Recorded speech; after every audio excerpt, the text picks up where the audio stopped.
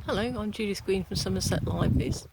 I was walking around the lane at the beginning of this week and I began to think that there may be some more flowers that we hadn't seen previously in the Verging on Amazing video, and I thought you might like to have another walk around and see what else we could find. And then on Thursday it was 31 degrees and I thought it was too hot. And on Friday the road mowers went round and cut all the verges, so I've had to look a little bit harder, and today's a bit showery, so I hope I'll keep out of the rain most of the time. But there we are. So, first things first, I'm just going to have a quick French lesson over here before we start.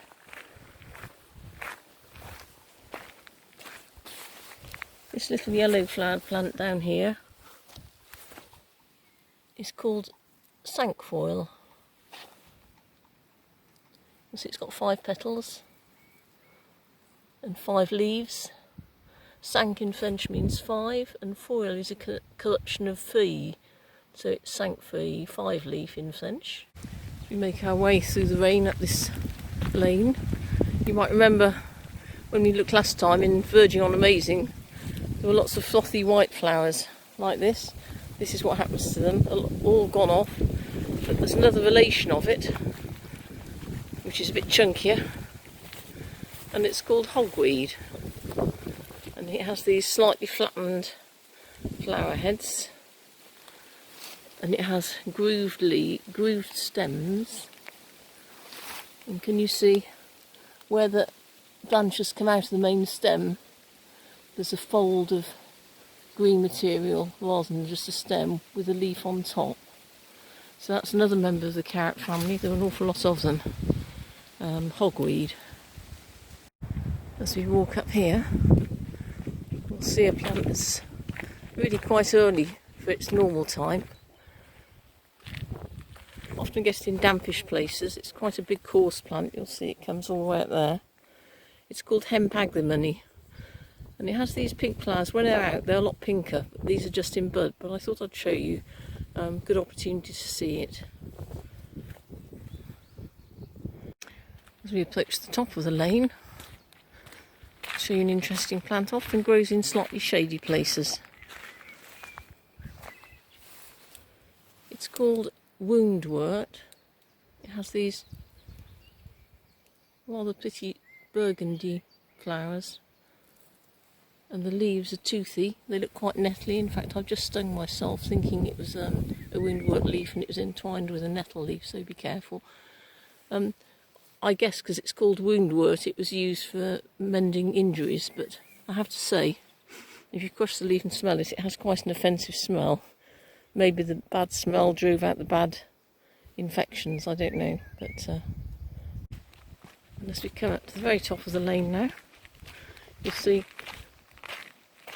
a big stand of creamy coloured flowers. I expect you may know these. They're called meadowsweet, and they always tend to grow in damp places. They're quite common. They have these beautiful frothy cream coloured flowers, and they smell very sweet. Some people say they smell rather too sweet, cloying. You see the stems are slightly reddish with compound leaves at the side.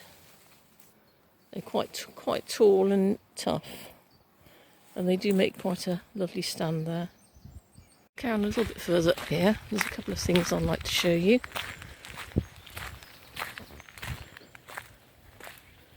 This is one of them.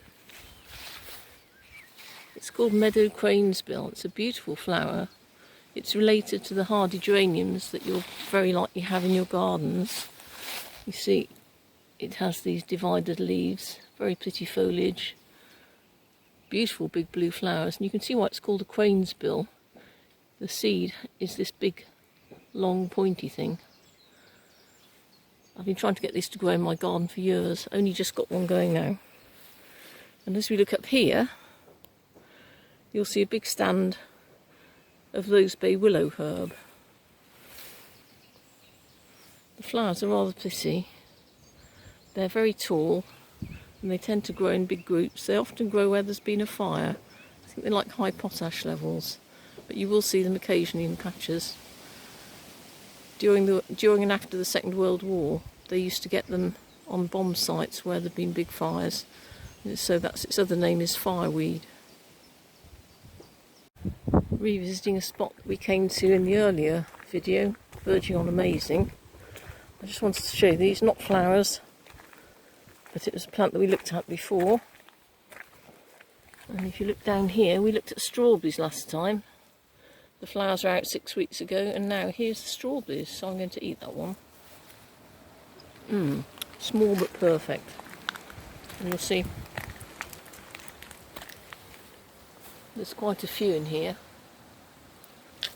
Not all look quite as ripe as that one. There's one under there, and a couple in hiding behind those leaves there. You'll often find them scattered along the verges, but as I say, you have to pick an awful lot to make it worthwhile, but very nice. Along here we've got an unassuming little flower, often grows in slightly shadier places. It's called woodavens.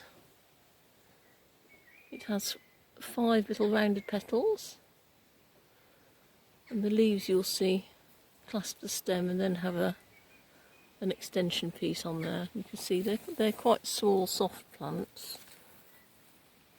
They do have quite striking flower heads, seed heads I should say, Harold. Like brown mop heads. You'll see there's quite a cluster of them here. As we approach the end of our walk, there's a very handsome flower here. Not all that frequent, often on the dry bits.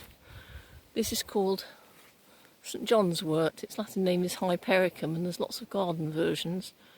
You'll see it has fluffy anthers and a lovely deep gold flower.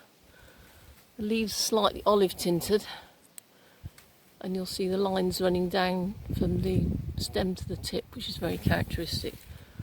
Altogether, rather nice plant.